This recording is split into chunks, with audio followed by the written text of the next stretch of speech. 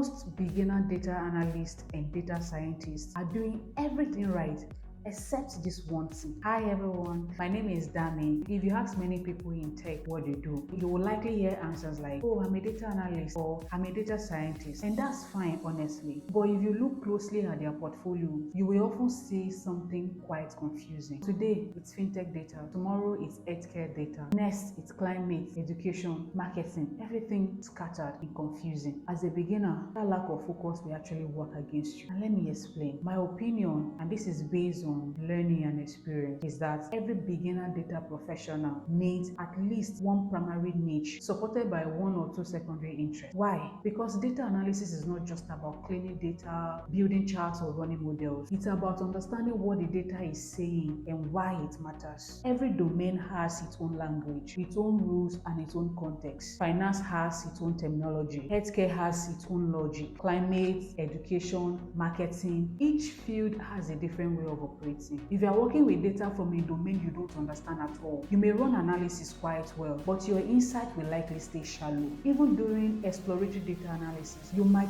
miss some important patterns simply because you don't understand the sector well enough. That's where domain knowledge comes in. For example, I have a background in environmental and climate-related studies. That naturally becomes my primary niche. And this is because I am passionate about environmental sustainability and climate-related issues. So I focus on environmental and climate-related data sets. Because I understand the domain, I don't just analyze data, I interpret it with confidence. I understand the problems behind the number, the real-world implications, and the kind of solution that actually makes sense. Now, this doesn't mean your niche has to be your academic background. Your niche can come from personal interests, industry experience, or a problem you genuinely care about solving. The key here is repetition. When you work with the data from the same sector again and again, your understanding about that sector deepens. Over time, you stop being a general data analyst. You become someone people trust in that domain. And this is very important. Data analysts and data scientists are problem solvers. Before you clean data or build models, there's a problem you're trying to solve. So in that sense, every data professional is a researcher. You start with a problem and not a spreadsheet. But you can't solve every problem in every sector. And that's why niching matters. As a beginner, ask yourself this: which sector do I want to make impact in? What kind of problem do I care about solving? Where do I want to be known and trusted? Maybe it's fintech, maybe it's healthcare, maybe it's climate, education, marketing, or social impact. Choose one primary niche, then optionally add one or two secondary niches. Build your project and portfolios around them. When you do this, a few things are likely to happen. 1, your portfolios become clearer.